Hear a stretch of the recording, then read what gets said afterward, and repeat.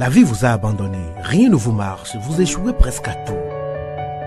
Vous vous sentez écrasé sous le poids des forces ténébreuses, de l'isolement, de la solitude et des soucis quotidiens.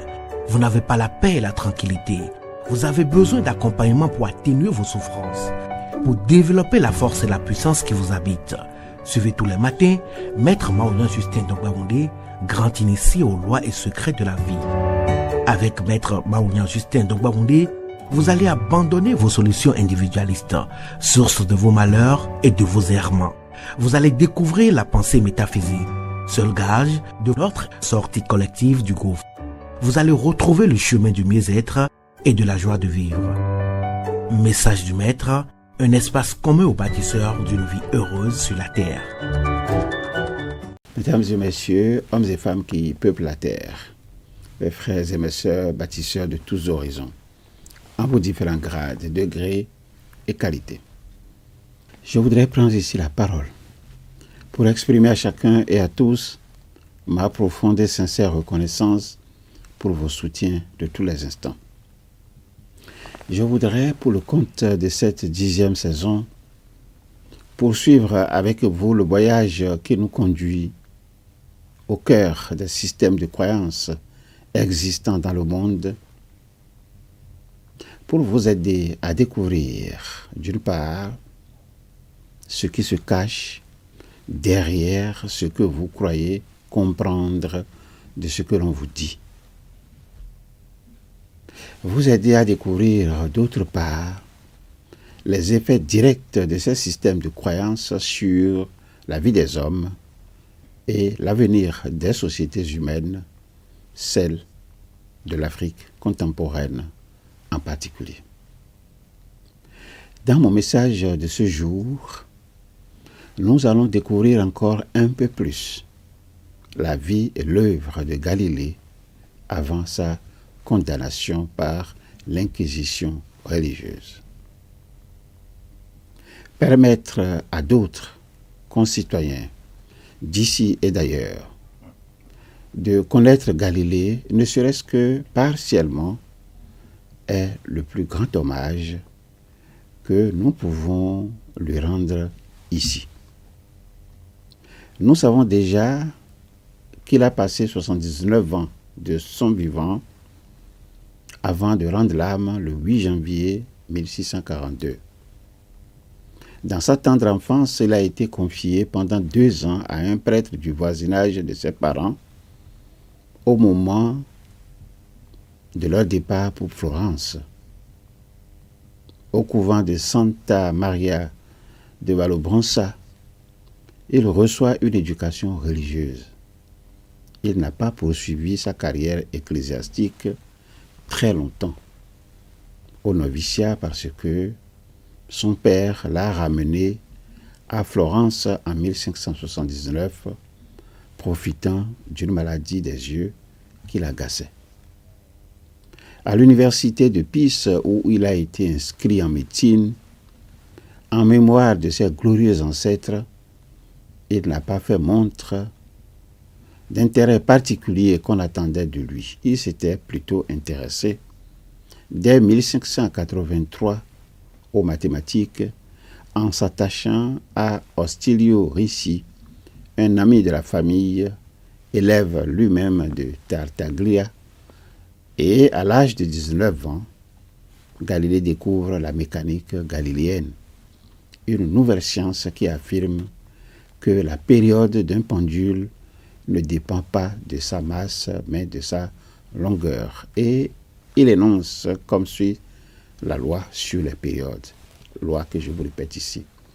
Les carrés des périodes d'oscillation sont proportionnels aux longueurs des pendules. Il a de ce fait été influencé par Euclide pour se réclamer lui-même plus tard être le continuateur des œuvres de Pythagore, Platon et Archimède, tout en s'élevant contre le géocentrisme d'Aristote.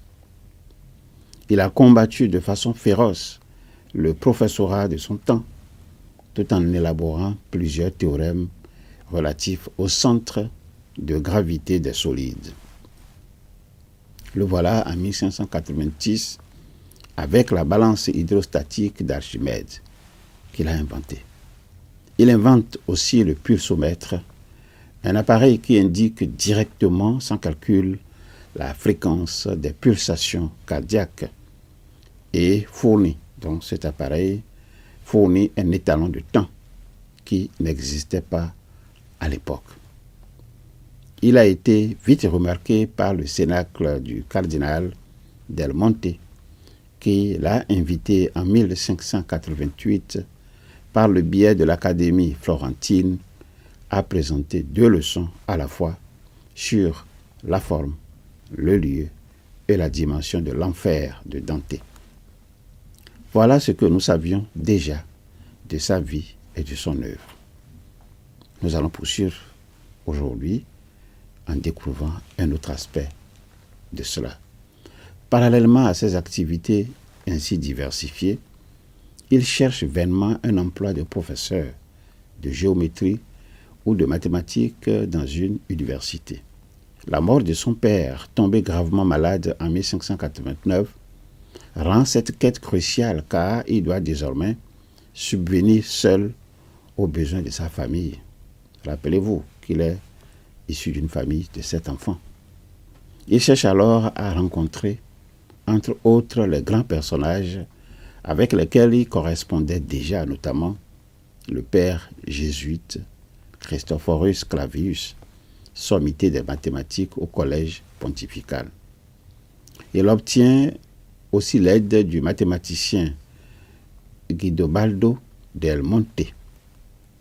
C'est des noms qui vous paraissent un peu bizarres, comme à moi-même aussi. Ce dernier le recommande au grand-duc Ferdinand Ier de Toscane, qui le nomme à la chaire de mathématiques de l'université de Pise pour 60 écus d'or par an. Un écu d'or représentant Henri II, daté de 1549, a été adjugé 250 000 €. Les 60 écus d'or valent 1 500 000 €, soit environ 125 000 € par mois, l'équivalent de 81 875 000 francs CFA. Sa leçon inaugurale a lieu le 12 novembre 1589 dans cette université. Il découvre en 1591 la cycloïde et s'en sert pour dessiner des arches de pont. La cycloïde est la courbe décrite par un point d'un cercle de rayon R roulant sans glisser sur une droite. La cycloïde, aussi appelée roue d'Aristote ou roulette de Pascal, est une courbe plane transcendante, une trajectoire d'un point fixé à un cercle qui roule sans glisser sur une droite. Elle a été appelée cycloïde pour la première fois par Jean de Beaugrand. L'arche d'un pont est la partie d'un pont-voûte ou d'un pont en arc comprise entre 2 appuis successifs. Ce sont là quelques précisions qui montrent l'importance de la découverte réalisée par Galilée, qui expérimente également la chute des corps et rédige son premier ouvrage de mécanique intitulé De motu, c'est-à-dire le mouvement. Ce volume contient des idées nouvelles pour l'époque, mais il expose encore, bien évidemment, pour s'adapter aux contraintes de l'enseignement officiel, les principes de l'école aristotélicienne et le système de Ptolémée. Il les enseigne d'ailleurs longtemps, même après avoir été convaincu de la justesse du système copernicien, mais faute de preuves tangibles, il ne pouvait pas faire autrement. En 1592, Galilée part enseigner à l'université de Padoue, où il reste 18 ans. Le départ de Pise après seulement 3 ans s'explique par un différend l'opposant à un fils du grand-duc Ferdinand Ier de Toscane. Ce nouveau poste à Padoue lui a été proposé par l'entremise du cardinal Del Monte. Il est sensiblement mieux rémunéré et accompagné de la jouissance d'une maison qu'il n'hésitera pas à louer en partie à ses étudiants étrangers, quitte à cohabiter avec eux, donc les étudiants étrangers, pendant les cours. Par ailleurs, il offre de grandes facilités de recherche. Padoue, qui possède des artisans des métaux et du bois, experts en fonderie et en menuiserie, appartenait à la puissante république de Venise, située au nord de l'Italie, ce qui lui garantissait une grande liberté intellectuelle, l'Inquisition y étant très peu puissante. La suite dans mon prochain message, la suite consacrée encore à une autre partie de la vie et de l'œuvre de Galilée. En attendant ce moment, je vous demande de continuer à vous familiariser avec l'invocation que vous connaissez, une invocation simple à répéter chaque matin, 5 heures de préférence et à intervalles réguliers de 2 heures jusqu'à 21 heures. Veuillez bien répéter cette invocation après moi.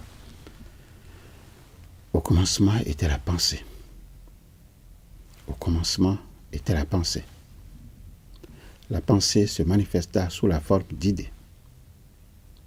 La pensée se manifesta sous la forme d'idées. L'idée prend corps dans notre conscience. L'idée prend corps dans notre conscience et se traduit par la parole, le geste ou l'écriture. L'idée prend corps dans notre conscience et se traduit par la parole, le geste ou l'écriture. Cette parole projetée sur la matière devient notre action. Cette parole projetée sur la matière devient notre action. Je suis donc pensée, parole et action. Je suis donc pensée, parole et action. Alors, si regarder en arrière vous cause du chagrin et regarder en avant vous inspire de la crainte, je vous suggère tout simplement de regarder tout près de vous, à côté de vous. J'y suis. Je, c'est l'ISEP. L'ISEP pour vous accompagner dans vos désirs respectifs, d'apprendre à capitaliser ce qui vous permet de vous éloigner des systèmes d'endoctrinement et de falsification de la vérité. L'ISEP pour vous accompagner dans vos désirs respectifs, d'apprendre à assurer à travers vos comités de défense de la vie, apprendre à assurer la promotion de la pensée métaphysique qui, aujourd'hui, reste l'alternative crédible pour fonder, comme l'a dit le pape Jean-Paul II, pour fonder le concept de la dignité humaine, et moi j'ajoute, et bâtir une vie heureuse sur la terre. Ensemble, pour gagner le pari des connaissances vraies, des connaissances justes, des connaissances libératrices. Au revoir. À bientôt. La vie vous a abandonné, rien ne vous marche, vous échouez presque à tout. Vous vous sentez écrasé sous le poids des forces ténébreuses, de l'isolement, de la solitude et des soucis quotidiens. Vous n'avez pas la paix et la tranquillité. Vous avez besoin d'accompagnement pour atténuer vos souffrances, pour développer la force et la puissance qui vous habitent. Suivez tous les matins Maître Maouyan Justin Dongbaoundé, grand initié aux lois et secrets de la vie. Avec Maître Maouyan Justin Dongbaoundé, vous allez abandonner vos solutions individualistes, source de vos malheurs et de vos errements. Vous allez découvrir la pensée métaphysique, seul gage de notre sortie collective du gouffre. Vous allez retrouver le chemin du mieux-être et de la joie de vivre. Message du Maître, un espace commun aux bâtisseurs d'une vie heureuse sur la terre.